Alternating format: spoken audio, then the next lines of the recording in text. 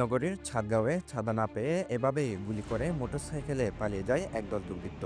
জানা গেছে, এক ব্যবসায়ীর বাড়িতে ঢুকে ১৬ রাউন্ড গুলি ছুড়ে অস্ত্রধারীরা। এতে গুলিবিদ্ধ হন ভুক্তভোগী ব্যবসায়ী। মুহুর্মুহু গুলিতে এলাকায় ছড়িয়ে পড়ে আতঙ্ক। শুক্রবার ১ আগস্ট রাত ১১টার দিকে ছাদগাঁও থানাধীন উত্তর মোহরা এলাকায় এ ঘটনা ঘটে। আহত ওই ব্যবসায়ীর নাম মোহাম্মদ ইউনুস। বর্তমানে তিনি চট্টগ্রাম মেডিকেল কলেজ হাসপাতালে চিকিৎসাধীন আছেন।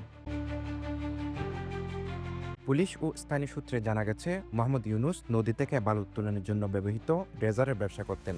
কয়েকদিন ধরে একটি চক্র তার কাছে চাঁদা দাবি করছিল।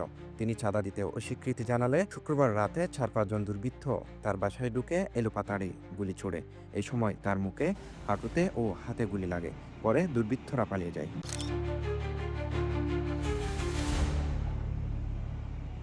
এ ঘটনার পরপরই অভিযানে নামে চাঁদগাঁও থানা পুলিশ। শনিবার নগরীর মোহরা, কাফতাই রাস্তার মাথাসহ বেশ কিছু জায়গায় দিনভর অভিযান চালায় তারা। গ্রেফতার করা হয় ব্যবসায়ীকে গুলি করা চক্রের একজন সহ মোট ৫ জনকে।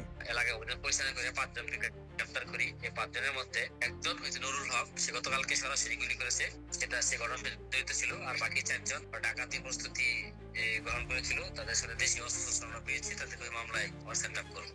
এর আগে গত জুলাইয়ের ২১ তারিখ ছাদগাঁওয়ের খতিবারহাট এলাকায় আধিপত্য বিস্তারকে কেন্দ্র করে দুই পক্ষের মধ্যে প্রকাশ্যে গোলাগুলির ঘটনা ঘটেছিল। শেখ মোহাম্মদ ফয়সাল, সিটিজি ফুস্ট, চট্টগ্রাম।